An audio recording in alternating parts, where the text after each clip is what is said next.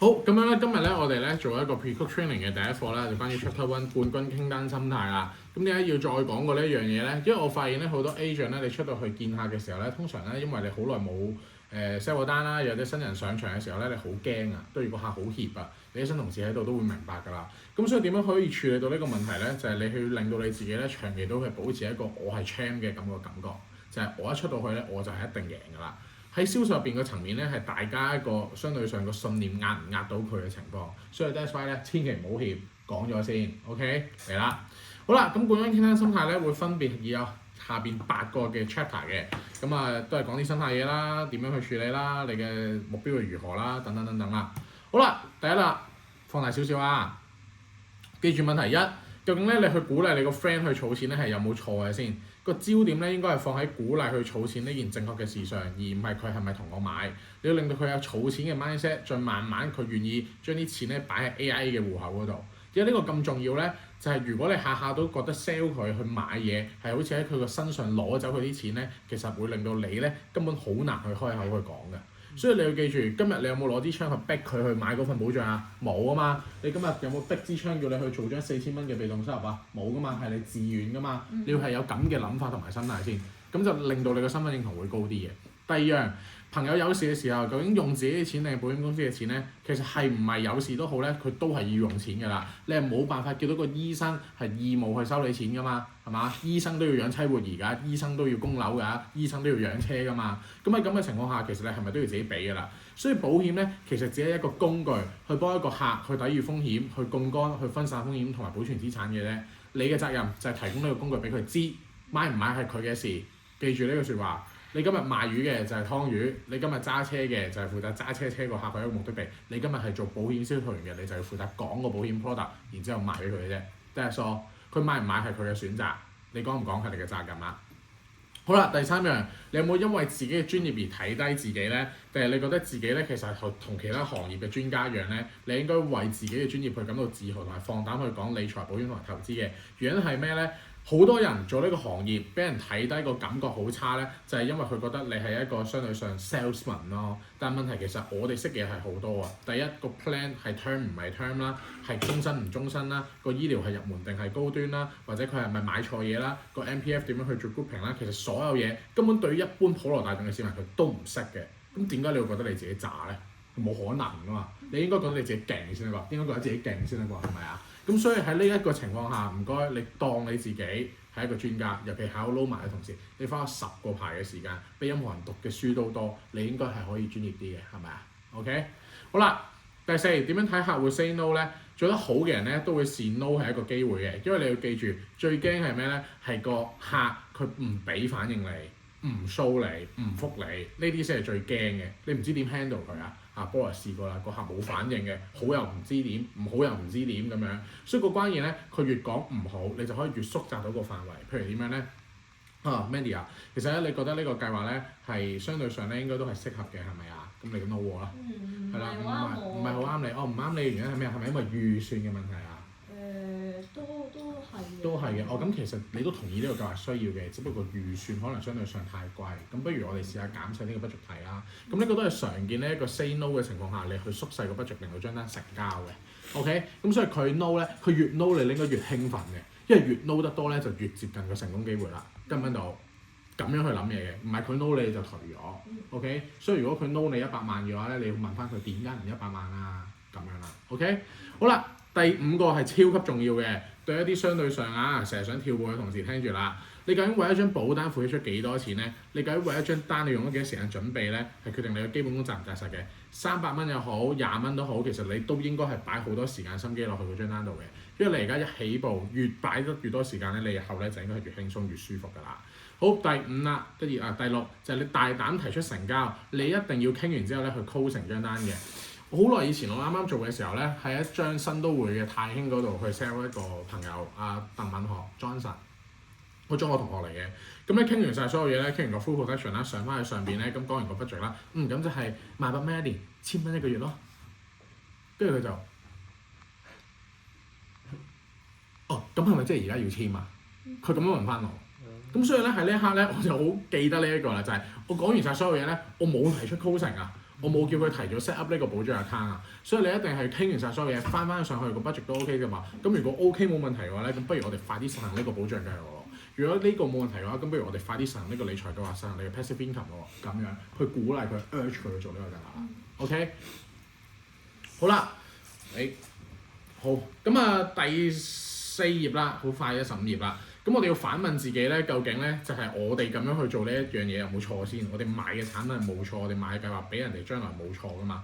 呢度再一個好強調嘅説話咧，就係你俾嘅保費越大，日後對於佢未來嘅 future 就會越好，無論係儲錢又好定有保障好。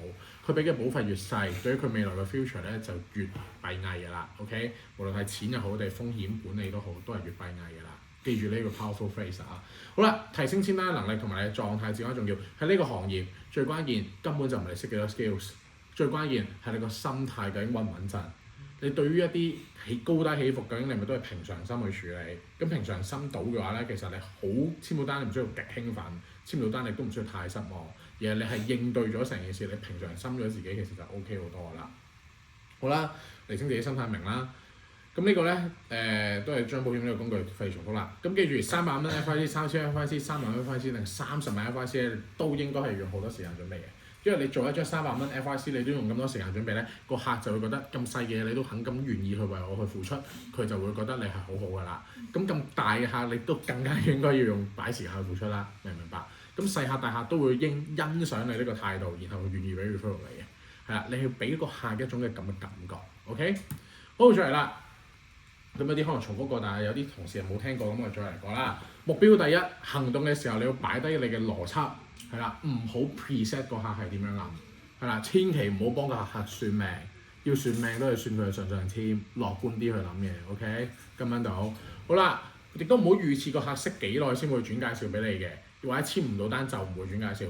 所有嘅人，只要佢係仲存在緊呢個世界，佢都有機會轉介紹俾你嘅。咁佢轉介紹啲咩好質素同埋壞質素俾你嘅人，我唔知啦。但係因為有機遇，你應該係要學到嗰種轉介紹嘅技巧，令到個人點樣轉介紹俾你嘅。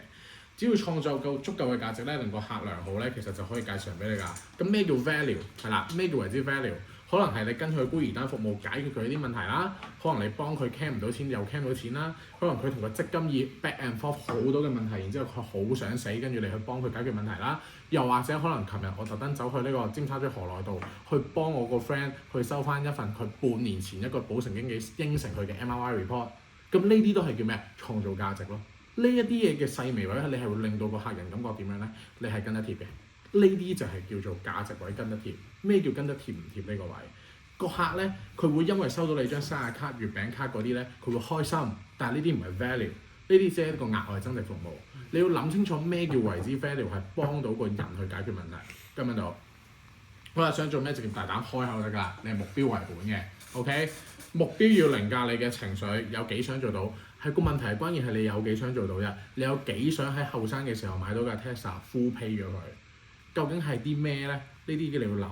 你開心唔開心，我係唔 care 嘅。如果你係對住目標嘅時候，有幾攰我都唔 care 嘅。傾張單傾幾耐都唔 care，總之要簽到為止。That's all。好啦，唔好成日瞻前顧後諗呢樣諗嗰樣啦，諗得太多其實會消耗你嘅時間嘅 bro。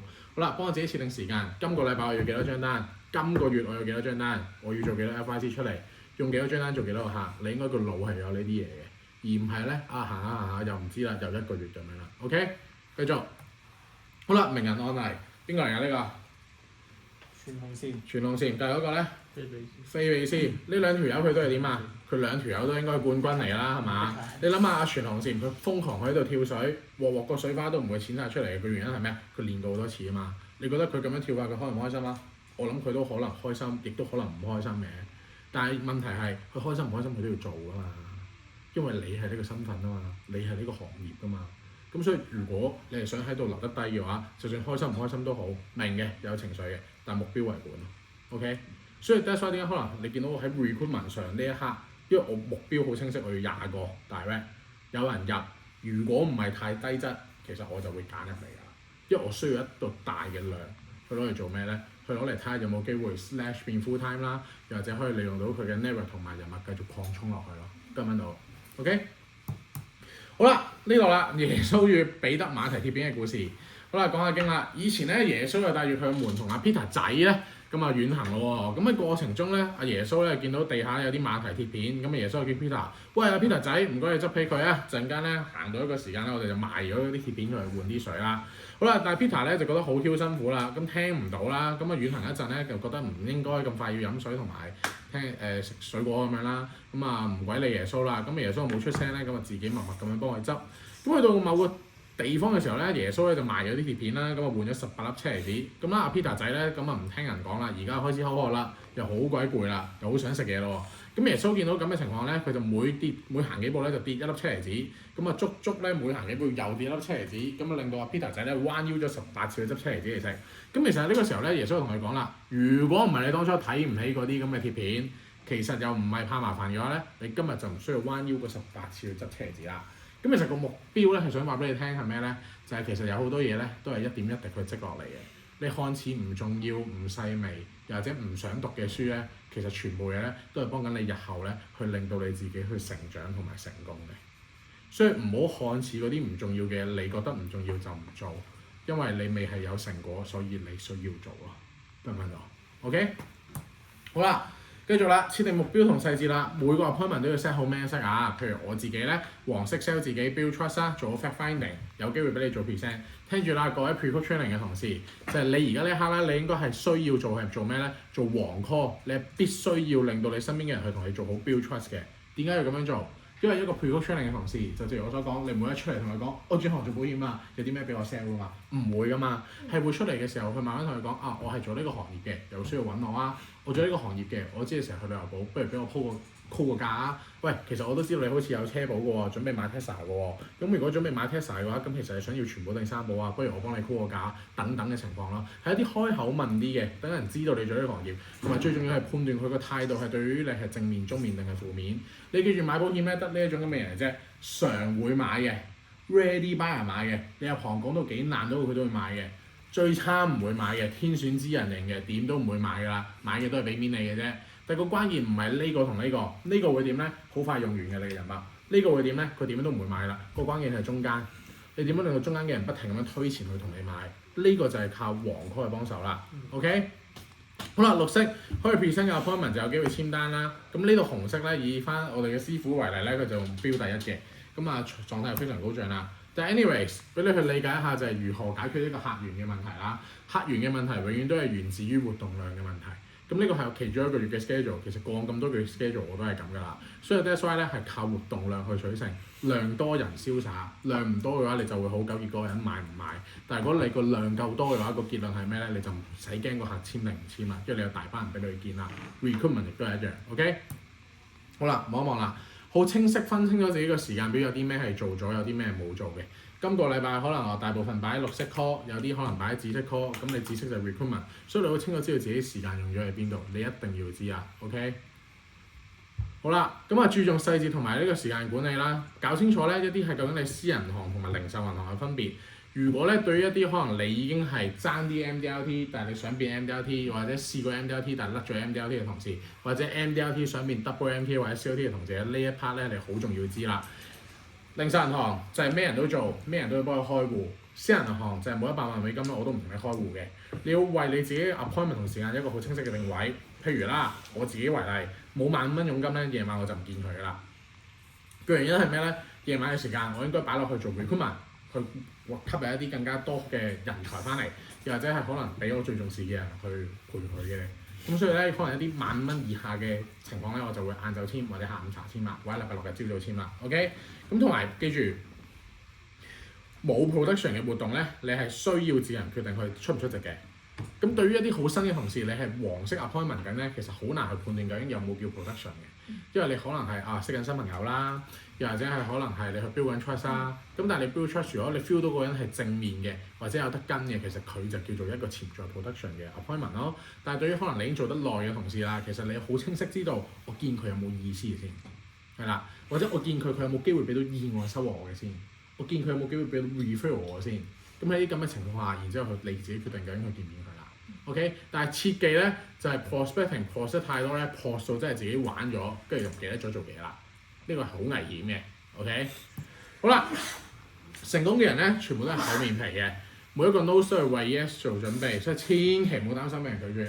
俾人 reject 咧係梗㗎啦。記唔記得以前我拍過條片喺個海入邊後邊有個背景就係點樣啊？你要接受拒絕、面對拒絕，甚至咩啊？享受拒絕或者擁抱拒絕。個原因係咩啊？拒絕你係梗㗎啦。拒絕你個原因係咩咧？就係、個個都會，你甚至同客我都係咁講㗎。如果個個都同我買保險，我發咗達啦。好明顯，我係做過好多個 call，見過好多個人，好多人都同我拒絕咗，然之後剩低嗰啲人同我買㗎嘛。但係問題就同呢個七仔儲緊花嘅理論一樣啦。我見10個，可能有8個會嚟唔同我買嘅，有2個願意見，有1個會簽，但係剩低9個人佢係未離開呢個人世㗎嘛，我係有機會繼續 follow up 去到簽㗎嘛。咁所以其實有陣時客人係即係 timing 問題嘅，所以 that's why 咧做保險咧真係諗得長遠啲，唔係入嚟揾個快錢就算㗎啦。所以客源其實會源源不絕嘅 ，OK？ 好啦，第二咧亦都從來冇見過一個成功嘅人係唔厚面皮嘅，最緊要你唔好 block 我就得啦 ，OK？ 好啦，咁啊其實咧呢度有少少話想幫到手啦。咁如果個客人咧佢係唔簽單啦，或者唔想了解住啦，咁你就同佢講啦。多謝耐心聽我講完一啲保險理財嘅資訊啦。自問咧，我都大致上了解你嘅情況，好清楚當中嘅內容。不過咧，最近公司做緊一啲調查，想知道咧 Mr. Prospect 或者 Miss Prospect， 你聽完之後咧，點解咁耐都未進行到決定到嘅？介唔介意俾我了解下你真正嘅原因啊？咁佢 say no 話唔買啊嘛。咁其實呢個咧有啲官腔啲嘅係嘛？咁其實直接啲啦。譬如我哋試一試啦 Anson 其實咧聽完晒所有嘢咧，我都覺得你其實係應該有需要，你先願意聽我講咁耐嘅。介唔介意話俾我聽咧？點解依家呢一刻你都未願意真正投保咧？即係直接啲講俾我聽得㗎啦，唔需要去隱瞞我嘅。我覺得自己唔會病。O.K. 你覺得唔會病嘅情況？O.K. 明白啦。嗱，咁你就要去判斷究竟佢係真係咁樣諗，定係其實佢係耍你啦。如果佢真係咁樣諗嘅，咁啊其實冇得幫到佢啊。但係如果佢耍你嘅話，咁你要問到佢背後嘅原因咯。